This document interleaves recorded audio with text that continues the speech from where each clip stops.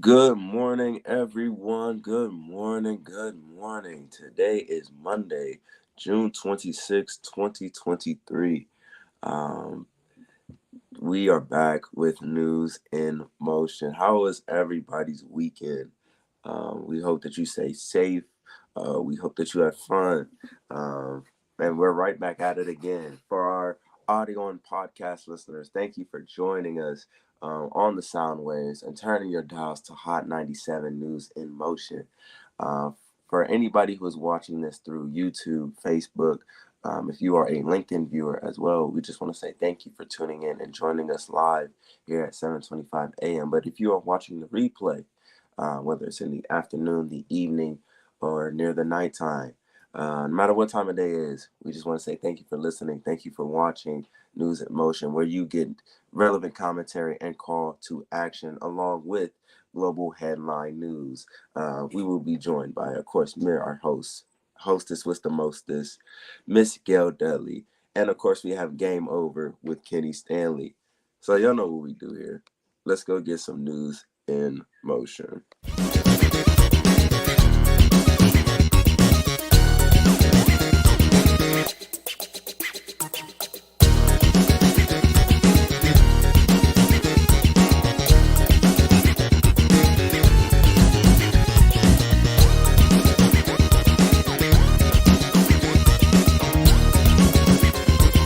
News in motion.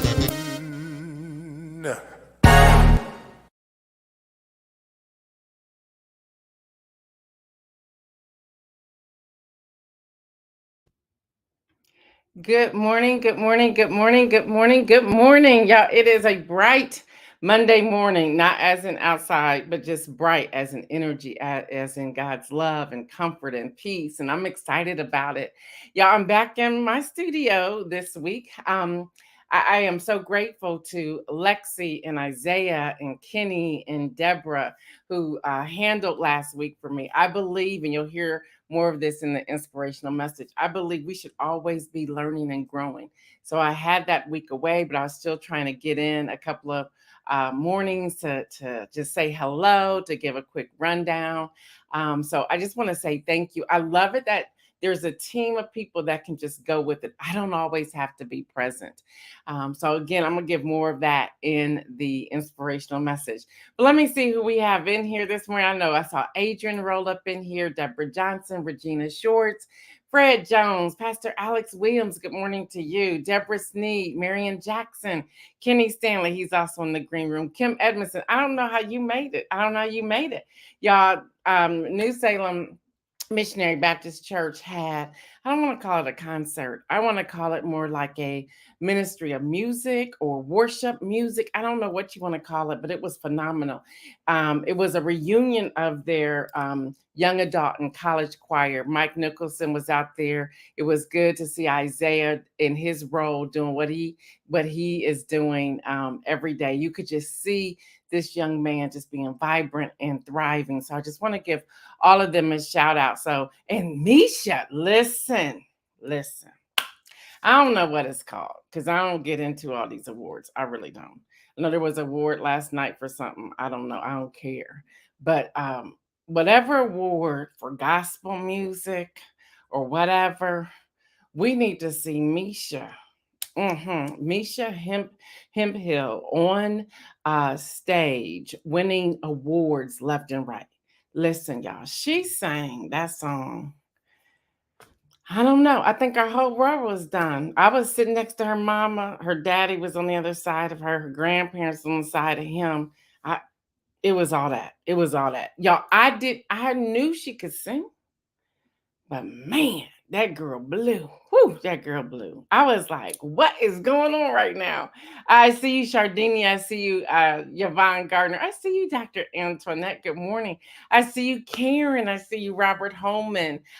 Kim Edmondson says, I'm dragging in. Listen, I'm tired. So I'm sure y'all are tired. Y'all had all that work you did. Tony Morrison Smith, good morning. Misha said, me too, Auntie, dragging it. Listen, girl, you should not even have a voice this morning because it was as if the angels came out of heaven and surrounded you and just it was just, I don't even have a word for it. All of you, all of the lead singers, all the singers, period. It was amazing. I don't know if they're called singers or songs or psalmists. I have no idea.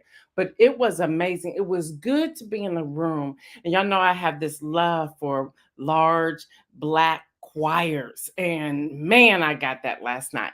Latrice Jones said we had a blessed time last night. Reunion choir was magnificent. It was. And good morning to you, Latrice Jones. I see you, Jeffrey Allen James. Kim Evans has said Misha needs to be on the big stage. She really needs to be on the big stage. You know it. Yeah, I can't even talk about it anymore. Misha says, "Bless you, Auntie." All thanks to our awesome creator. I agree with that. Good morning, Stephanie Burbridge Hall. It was just amazing. Wherever you've gone or grown up at church, wherever, and I know we all have landed somewhere, I would encourage you at every now and then, not every month, not every year even, but like every so often, go back. It was amazing to see people that I have not seen in years, just to see where they are and what they're doing and having conversation and authentic love and excitement and seeing people. I had someone I grew up in junior high and high school with, and it was junior high when I was in there, and it's Suzanne Rhea, and we just hugged and we embraced. And when we were leaving, she said, "Give me another hug. I haven't seen you in years." And we're Facebook friends, but there was something about seeing each other one on one. Then there was a woman who lived around the corner from where I grew up, Sandy Bristol. And I went out the door, and she was to my right. She probably the same age as my mom. And when I saw her, I just busted out into tears. It was so exciting to see her. So, y'all, we all have to do that every now and then. And also, I want to share this with you. And y'all, yeah, today is Monday, June 26th, as I already told you. And I just want to thank all of you for hanging out with us today. But there was a woman, and I don't have permission to give her name, so I won't. And I was talking with some people. We never know how people are tuning into News in Motion. And she waited for me to get through some people I was speaking with. And she just started talking about News in Motion. And again, I won't reveal her name. And she took my hand and she put something in my hand. I was like, "What is happening?" She says, "You have no idea. I've been with you from day one on News in Motion." She said, "I may never talk in the chat." She says, "But the work that you're doing, the advocacy that you're doing," she said, "I hope you never stop." She goes, "You are my news of choice." She goes, "I choose you intentionally because I know I'm going to get what I need." And I just want to say to her once again, thank you. What a blessing that was. Thank you, thank you, thank you, thank you, thank you. Um, uh, Fred Jones said, "Amen for junior high." That's what it is. Y'all continuing to highlight. We made News in Motion. We made the month of June Men's Month. Yeah, there's Mike Nicholson, y'all. There's Mike Nicholson. Yeah, he was, I think, the third director of the young adult college choir for New Salem.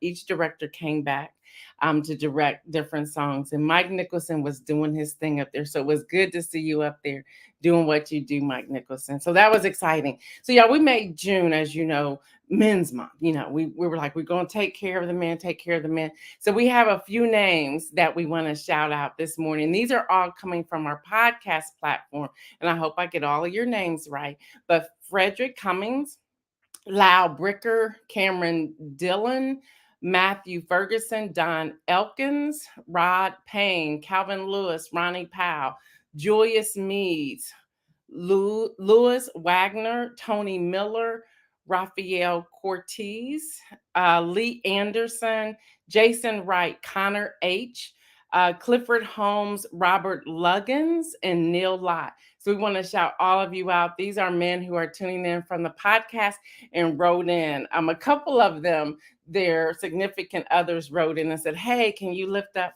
my husband's name? We tune in on our drive to work." So I wanted to make sure I did that. So it's so good to have so many men. I think we're now up to a couple hundred men that we have shouted out during the month of June. So that's really exciting. Kim Evans has said, "Mike did his thing too. I miss his energy." He had energy, nothing but energy up there. And then also happy anniversary to Donita and her husband, Donita Hill Booker. She tunes in with us. So happy anniversary to you as well. Y'all, thanks to everyone who helped get 216 people registered to vote. These were our regular viewers and listeners. Those of you who turned those in, this is not our volunteers who turned in numbers yet. But thanks to everyone to help get, we have now 216 that we know of people registered to vote in the month of June. That's so exciting, y'all.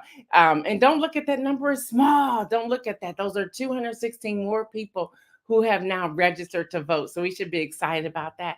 You all helped us celebrate our 3 years of June, of News in Motion here in June. If you help register people to vote, thank you. If you joined us, we would like to know how many people you registered.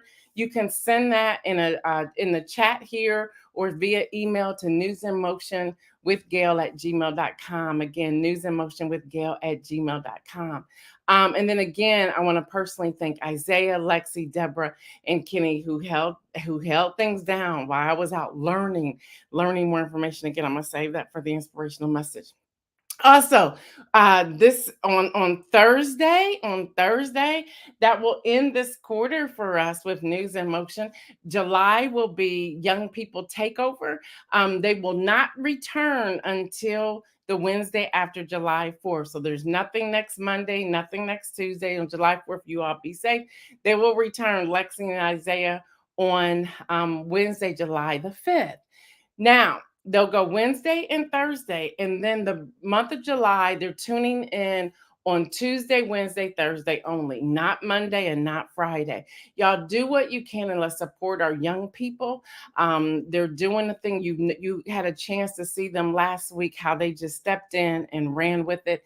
So we want to support them and encourage them. If you know any young person, please encourage them to tune in. I know they're probably sleeping because they're out of school, but they need to get up, at least, especially high school students, college students. Let's get them here. Students who are doing trade or whatever they're doing, may they tune in and listen as they're going to their jobs or classes or whatever. So y'all, let's encourage what Isaiah and Lexi are doing. I am not planning on jumping in at all in July, unless there's some serious breaking news. I'm waiting on some, but unless there's some serious breaking news, I may pop in for that. And then y'all know we are off the entire month of August. Again, I'll get to a lot of that in the inspirational message. But a lot is going on with News in Motion. I'm really excited about it. So in the news, let's jump in the news. In the news from the White House, from the White House? From the White House, we have a readout from President Joe Biden's call to President Zelensky of Ukraine. President Biden spoke on yesterday with President Zelensky of Ukraine to discuss support for Ukraine as it defends itself against Russian aggression. They discussed Ukraine's ongoing counteroffensive offense and President Biden reaffirming unwavering U.S. support, including through continued security, economic, and humanitarian aid. The leaders also discussed recent events in Russia. Real quick, I'm still trying to get an understanding of what's happening. There was a near coup in Russia over the weekend. It quickly stopped. They stopped going. I don't know the whole thing yet, so let me still gather a lot of this. It seems pretty interesting, if I can say that, if I can use that word. Something's going on there, so we need to pay attention to what that's all about. So that was from the White House. And then y'all, I want to share this real quick before I bring in Kenny, and I have other news for you. The Supreme Court now will wrap up its term this week with major ruling on the student loan debt forgiveness, race-conscious college admissions policies, and the LGBTQ rights. Three major pieces of arguments, oral arguments, and determinations by this week. Now, I don't know about you, but one thing I have been following is that it's interesting how the watchdogs are coming after Supreme Court justices. So we have Alito, who's up now with all of this stuff. And then he put an op-ed in the Wall Street Journal, and people blew that out the water. Then we have Clarence Thomas. We have everything that's going on there. We have other people. We have our fave right now, Justice Ketanji Brown Jackson, who said, "Hey, look, Oprah sent me some flowers of X amount of money." But it's interesting that this is coming out now. It's interesting how it appears that pressure is on them. So we have no idea how these three things are going to turn out. We have no idea because they now know that people are watching. Um, and when they were quiet and stayed out of the politics side of it, nobody bothered them. But now that they're wrapped up in politics, people are coming after them. So we just have to stay tuned and see how that's going to unfold. So good morning to you, Lori. So let me bring in Kenny Stanley. But I have some major news I want to talk about that we need to pay attention to as well. And if you're wondering why we are not playing the video for Kenny that comes in, we realize as the production team and everyone a part of it, it's geared towards football. We want to make sure that it is uh, including as many sports as possible. So maybe we don't even identify sports. So a lot of that is going to be worked on during my time off from live broadcasting, and we'll make many changes for September. So let's just stay tuned. Let's see. Dr. Antoinette said Clarence and Jenny. There's that. There's that. So come on in here, Kenny. Tell us what's happening. I know there has been a lot going on. We want to hear your take of different scores and things that are happening. I hear that the Cincinnati Reds are doing pretty good when it comes to baseball. Is that Yeah, they true? doing good. They dropped the last two to ATL, but we'll be back. They'll be back. Okay, yeah. We'll I be said, back. wow, what's going on there? Then I see some stuff with Brittany Griner. I've seen some Yeah. other things. I was like, man, this is time I want to report, but I got Kenny now, so I got to stay quiet. So, Kenny, go ahead and tell us what's going on with sports. Hey, good morning, my News in Motion family. How y'all doing today? Hey, this college baseball World Series thing, oh, they balling out. Saturday's game, I told you I was going to see, it went extra innings. And LSU topped Florida 4-3. It went extra, they won in 11 innings. But Florida came back yesterday. Oh my goodness. Did Florida come back? Florida tied uh broke a record yesterday for runs scored. Uh, they put up 24 runs yesterday in a College World Series game, forcing the game one game winner take all game 3 tonight at 7 o'clock on ESPN. But they hit 6 home runs and they ran LSU out the stadium. They literally ran them out the stadium. Uh, LSU hasn't lost like this since 1997 when Alabama ran them out the stadium again 28-2. So Florida put on a batting clinic last night, and that's what happened. In Major League Baseball, the Twins topped the Detroit Tigers 6-3. The Baltimore Orioles beat the Seattle Mariners 3-2. It was the Yankees 5 and the Texas Rangers 3. The Blue Jays scored 12 runs on 11 hits as they beat Oakland 12-1. And then for the second game in a row, this Cincinnati Reds team is something special. They lost to Atlanta yesterday, but both these teams, they left it all on the field. And Cincinnati, after winning the first game, they dropped 2 in a row, 7-6 to Atlanta. These two teams were balling out this weekend. Hey, listen, after a 10-month stay in a Russian prison, WNBA star Brittany Griner was named the All-Star Game starter. Hey, big ups for BG. Hey, we said freer. That girl can play. That girl can play. Now, my favorite women's college basketball player, and now she's becoming my favorite WNBA player, Aaliyah Boston. She was also named the starter for the WNBA All-Star Game. Boston will be only the 6th rookie in league history to start in the All-Star Game. The All-Star Game will be we played on July 15th at 8:30 p.m. on ABC. So they're starting to get a little bit of recognition. They're coming on national TV, ABC, on the 15th. So that's good.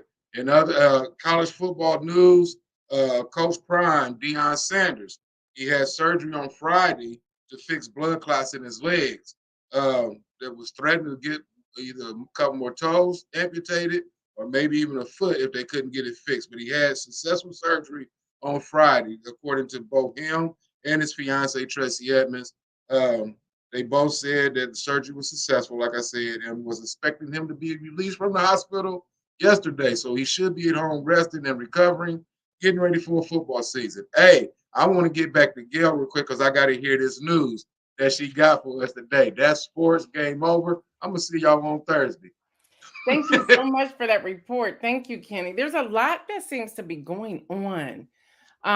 Anything with women's track or men's track, college they haven't track, or they haven't said any too much about the women's tracks. I'm waiting for the to see who's going to be elected for the women when they do the trials. I can't wait for that, and I'm getting ready for the Olympics. I want to see what my girl's going to do. Shakari Richardson. I want to see what yeah. she's going to do. I think she's focused this year, and I want to see what she's going to do. I really do. Yeah, I actually want to go to France for the Olympics That because would be I'm great. a swimming person, so I want to see Yeah, what's happening with swimming. So yeah, we'll see. yeah. That would be great when they just Well, go. thank you so much. Thank you, thank you, thank you. Thank We'll you. see you on Thursday. I see you Thursday. All right, y'all. Listen, with everything that's going on, and yes, we're already in this whole polling and everything when it comes to the 2024 election. Ron DeSantis' numbers are declining. It appears that as more and more people are getting to know him outside of Florida, they're not caring for him whatsoever at all. So, in a new NBC News poll that came out on yesterday, he dropped 9 points from April to just 22% support. Um, Now, I don't know how this is happening, but the former guy surged 5 points to 51%. Make it make sense. So we still have former Vice President Mike Pence, New Jersey former Governor Chris Christie, former South Carolina Governor Nikki Haley, South Carolina U.S. Senator Tim Scott.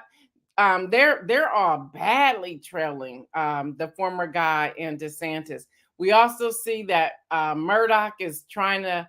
He kind of like turned his back on the former guy, and now he's trying to rally for Ron DeSantis. This is so interesting. We have to pay attention to this, but we also have to start doing our homework to make a determination of where we stand, and who we are going to vote for. When we talk about infrastructure, Associated Press is reporting that a bridge collapsed over the Yellowstone River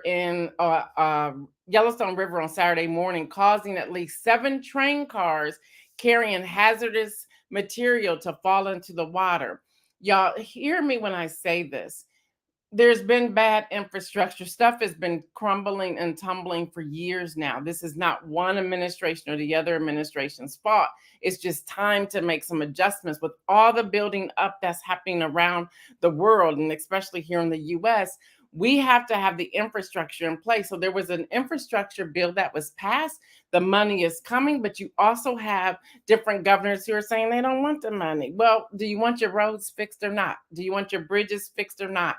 You either have to say yes or no. And we cannot get caught up in the blame game as so many people want to do. So authorities said the worst case scenario was averted, but the cars carrying sulfur has been compromised.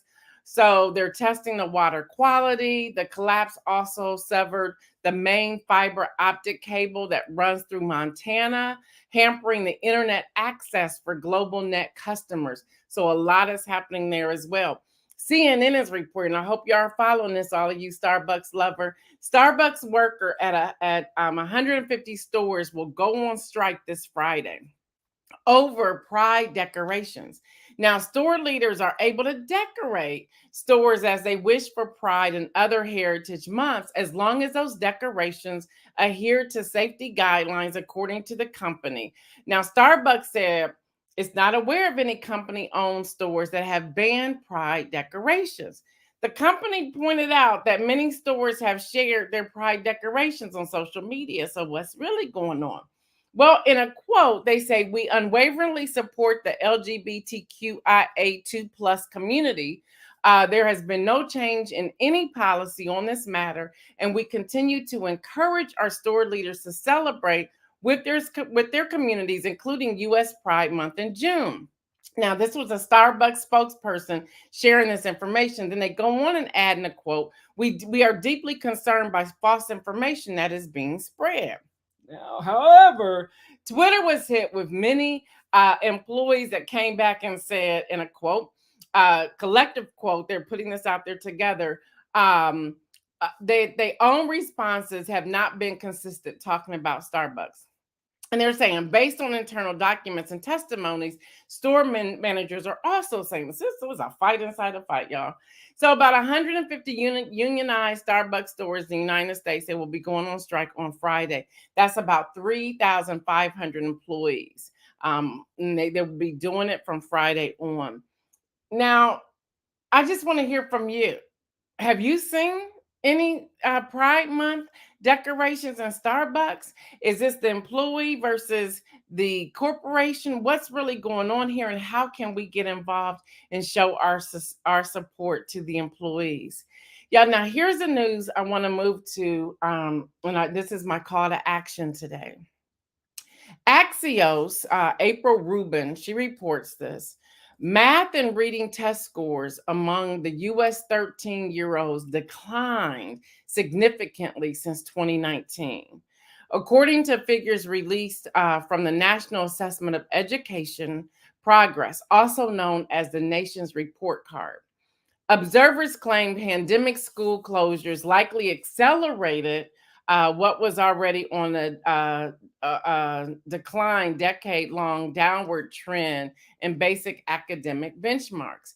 However, they're saying we can't just leave everything there on the pandemic. We also have to look at what else is going on, what else is happening. For example, when I did some research on this, I see that food insecurity is still an issue. If children are not eating, they're going to school hungry. It causes a difficulty for comprehension. The tests that were administered to representative sampling of roughly 8,700 students from 460 schools between October and December last year. Now, y'all, the average decline in scores was consistent across race, gender, and income level, averaging a 9-point drop in math and 4 points in reading. The test score is out of 500 points, with experts describing a change of 10 points as equal to a year learning loss or gain. Get this, y'all. Researchers also noticed student absenteeism as a contributing factor, which has doubled since 2020. So they're asking people, they're asking parents, they're asking communities, they're asking PTAs and PTOs and other committees, can we come together as a community and help the young people? Do we need to add more tutoring sites? Do we need to add more after school programming? Do we need to put education before sports and activities and all of that, those other things that come in the school system? Do we need to look at changing the testing that's being administered? What do we need to do? So even when we look at this, of course, Black and brown children are at the bottom of this.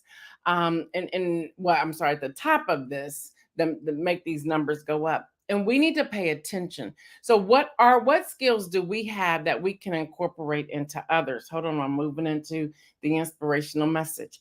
So my inspirational message for today is never stop learning. So last week, 5 days, I was in what I would call some intense classes taught by professors, by Dr. So-and-so, Professor so-and-so, by bishops, by priests, by pastors, by world-renowned people. I took a class with someone who served on the budget committee with the U.S. senators. That was eye-opening, like I never know. We can never stop learning. We can never, ever stop learning.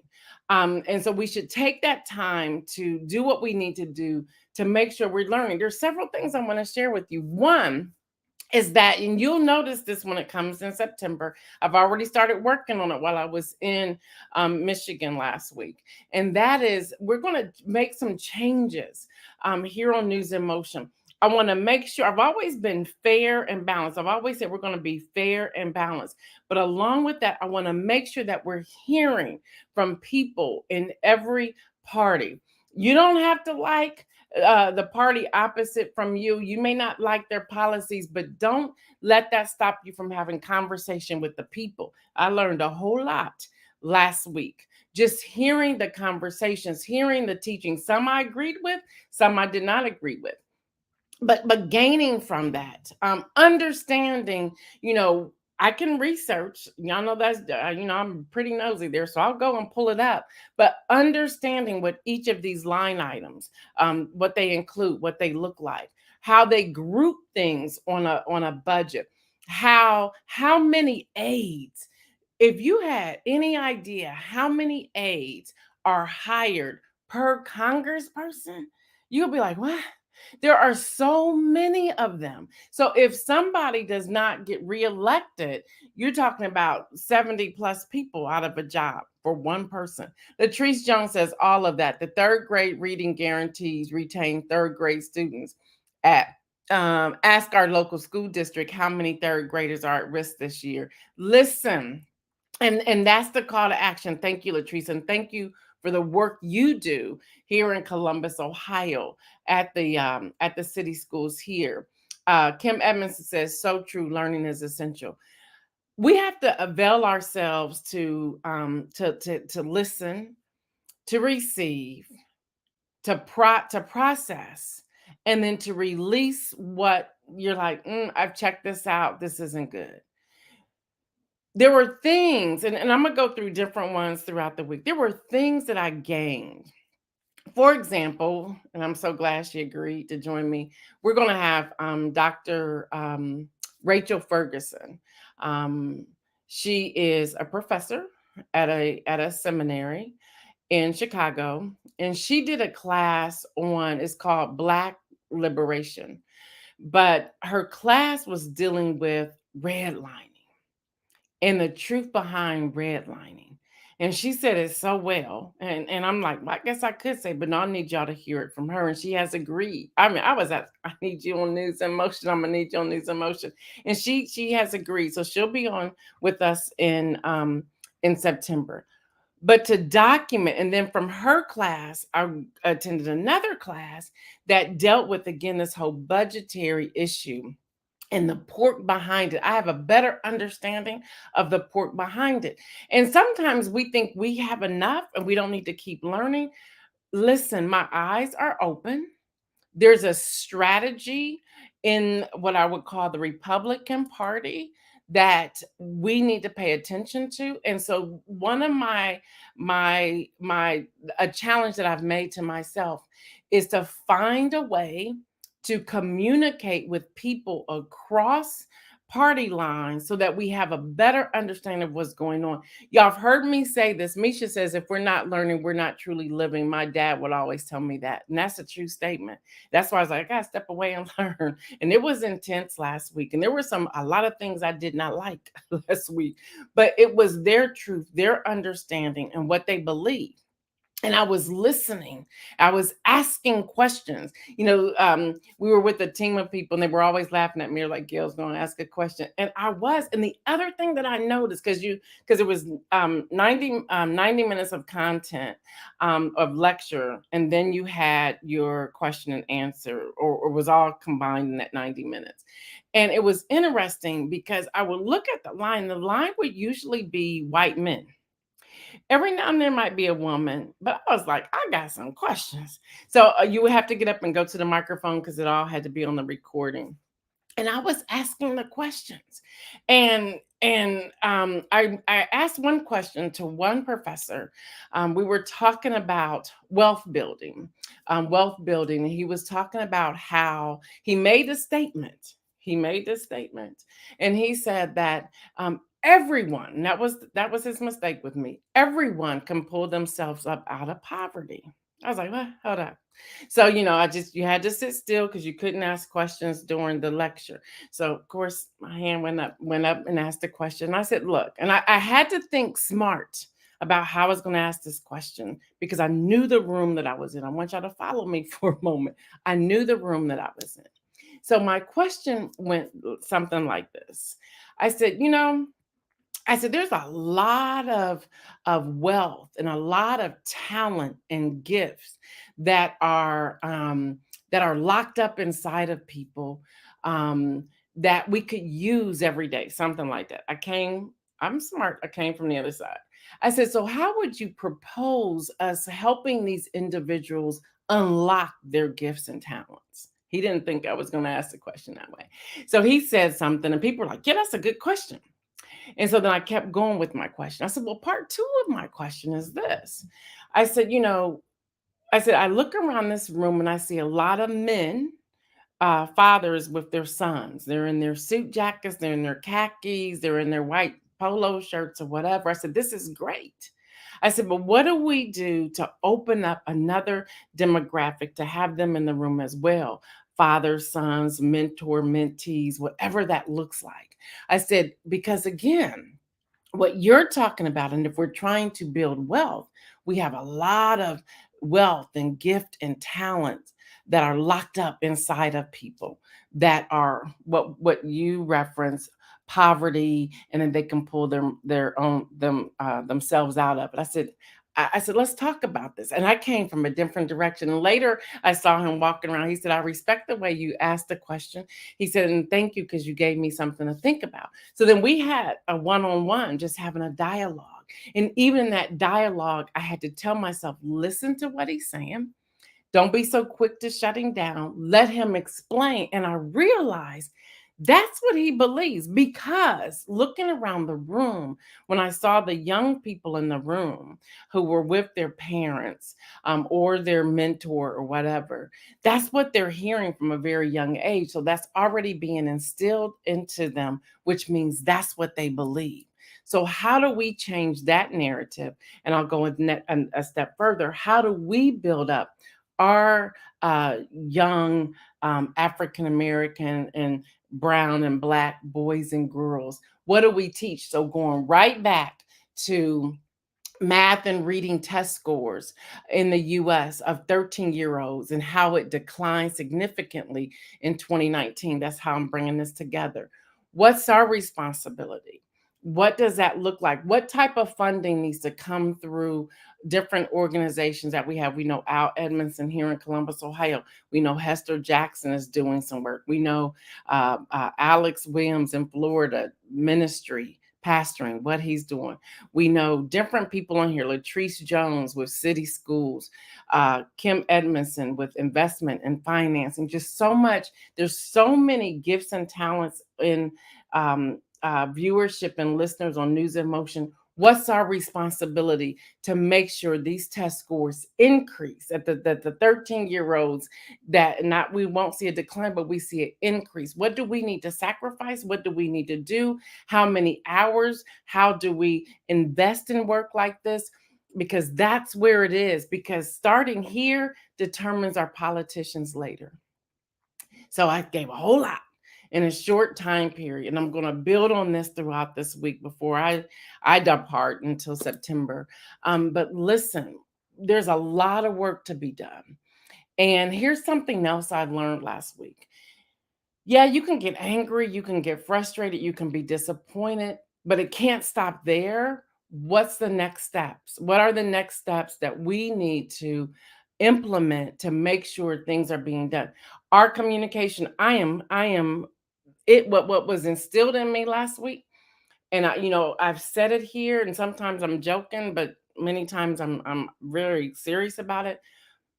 The messaging, the messaging, whatever message that is, it has to tighten. Because I noticed one thing last week, they all speak the same language. They all speak the same language, and they all support each other. Even if they have infighting, you will never know that they're fighting. Their public message is the same. The public message is the same. So what's our public message, and how do we build up? How do we stop fighting each other? How do we stop competing with each other to make sure things are taking place? Kim Edmondson says messaging is key. Kim Edmondson also says, of course, you ask questions. You know I did. In every class, I asked a question. Every class. I was in another class, y'all. I'm going to tell y'all this real quick, because learning never stops. And I was listening. I was in a philanthropy class, and I was listening. And so I just, I had to raise my hand again. And at this point, I don't even think I went to the microphone because I was like, I'm over it. I had to get over way too many. There was a couple of thousand people here. I had to walk too far to get over there. And so the man, he took my question, and although they ran out of time, and I said, I'm listening to you all, and you're talking about millionaires and billionaires and how, as the philanthropists, how they give and who you target. And there's all of these nonprofit organizations. I said, can we not just, because we all can be philanthropists.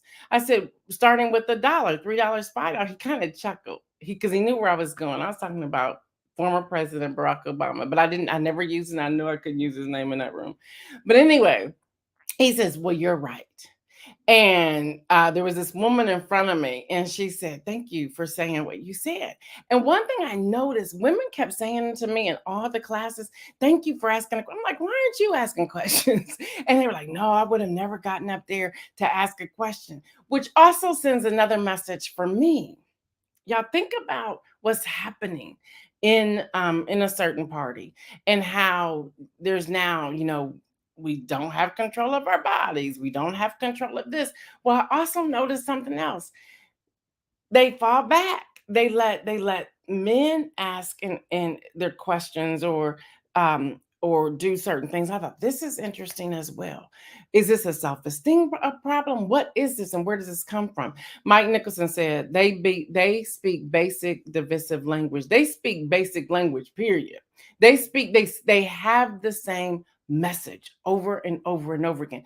I had a conversation, I know it's time to go. I'll share this and I'm done. I had a conversation. One of the instructors has 7 children, and the wife was there. And we were able to meet up afterwards. We were having a conversation, and I said, "Can I ask you a question?" And she said, "Sure." And I said, "Okay." I said, "Do your children attend city schools, private schools? Do you homeschool?" I said, "Do you mind me?" She says, "Oh no." She says, "The oldest ones go to private school, and the rest of them we homeschool." And I said, "Okay." I said, "So can I ask another question?" And she was like, "Absolutely." She goes, "Ask all the question you want." Don't tell me that. And this was just one on one. And I said to her, I said, "How then um, are you able to speak to city school funding if your children are not in city school?" She says, y'all, she answered it so quick. I said, "Man, if they ain't no message." She said, "Because we pay taxes.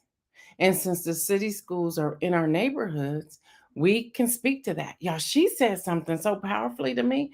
That needs to be our response. Well, I pay taxes. And since I pay taxes, I'm looking for XYZ to happen. Y'all, our mindset has to change when it comes to this political platform. It has to change the way we respond.